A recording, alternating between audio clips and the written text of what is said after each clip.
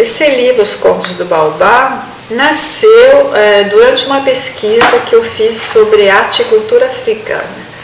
Porque assim, eu já era professora de arte na época, e aí o pessoal já sabia que eu gostava muito de arte indígena, que eu pesquisava e tal.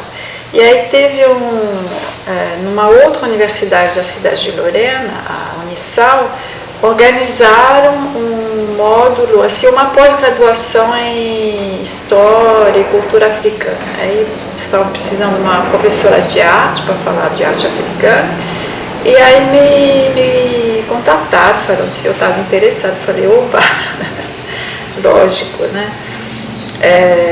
Aí eu comecei a pesquisar tudo. Eu já tinha uma noção de arte africana, porque a França, por ter tido muitas colônias, né, na África, principalmente a África Ocidental, tem coleções de arte maravilhosas em várias cidades da França, né? Então eu já tinha visto muita arte africana, principalmente em Paris. Eu já tinha visitado a coleção dos bronzes da Nigéria, né? Do Palácio do Oba, da Nigéria, lá no Museu da Pele, enfim, eu já tinha algum conhecimento.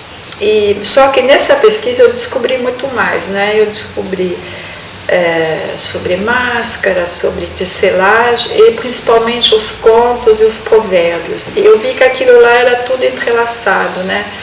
Porque você vai falar, por exemplo, dos tecidos africanos, você tem que falar também de Anansi. Anansi é a aranha, porque a aranha é tida como aquela que ensinou os homens a tecer, a arte de tecer. Aí na mitologia ela aparece como ajudante de Deus, que teceu inclusive uma ponte para Deus descer na terra, enfim, né?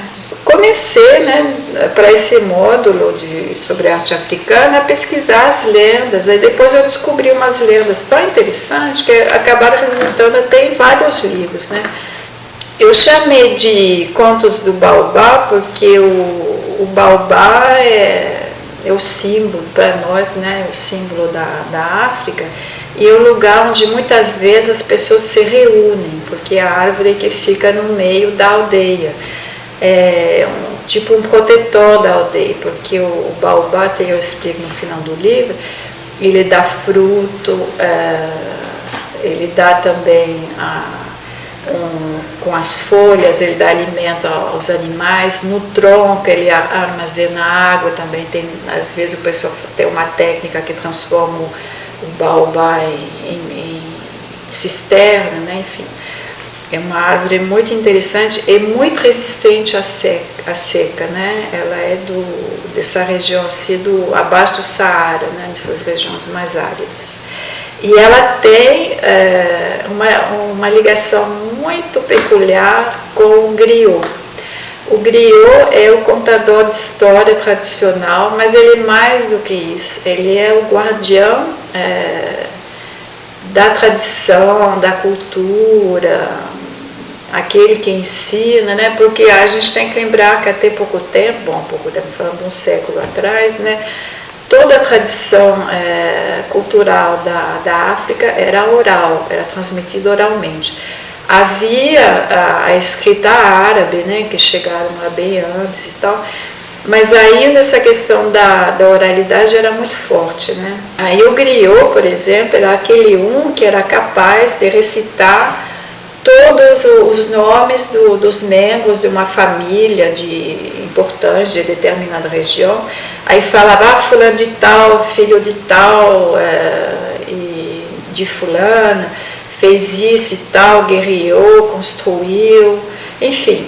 Eles sabiam de cor, inclusive eles tinham toda uma técnica de memorização. E eles eram griot de pai para filho, né? Era uma coisa uma casta, né, de griot.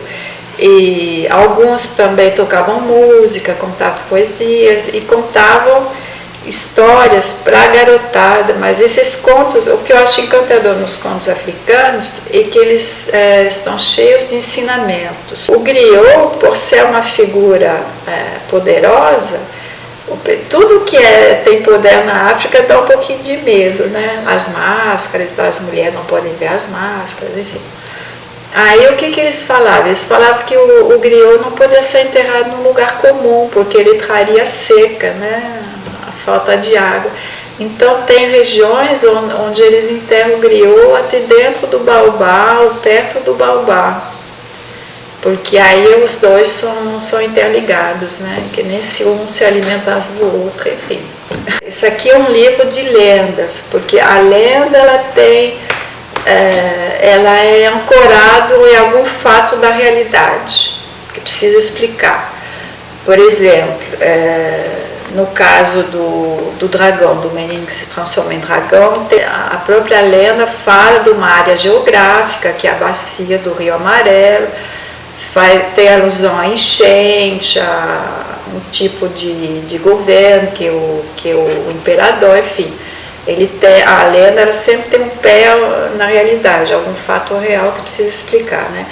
O conto, ele é mais simbólico, ele lida mais com aspectos psicológicos. E no caso dos contos africanos, é uma maneira de falar das relações entre as pessoas, né?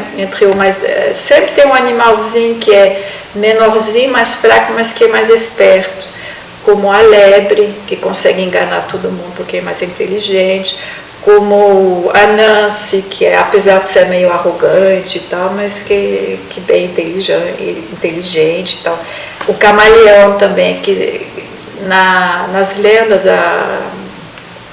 de criação, também nas lendas africanas, o camaleão também é um ajudante de Deus, né? Os contos africanos muitas vezes têm um lado humorístico.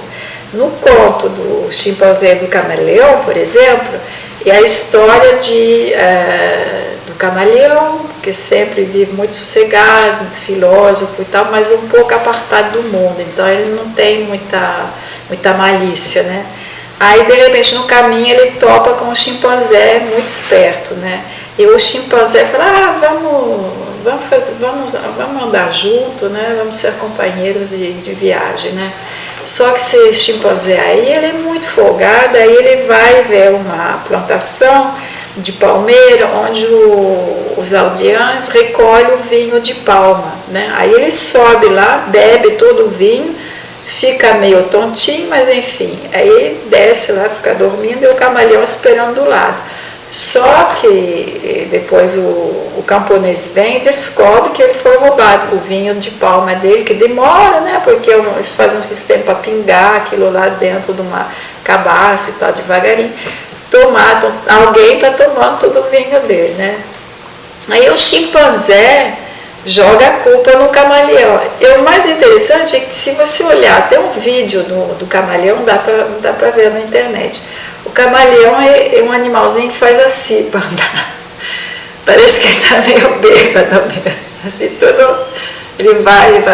E aí o avião acredita e bate no camaleão, porque ele acha que o camaleão está bêbado, mas é o jeito dele andar mesmo, tudo assim, né? Só que o camaleão é esperto e depois ele vai se vingar. Isso aqui tem que ler, né, a história do livro, mas ele vai também aproveitar um detalhe anatômico do chimpanzé para se vingar. Eu gostei de fazer esse livro também para falar mais uma vez da relação do homem com a natureza, né?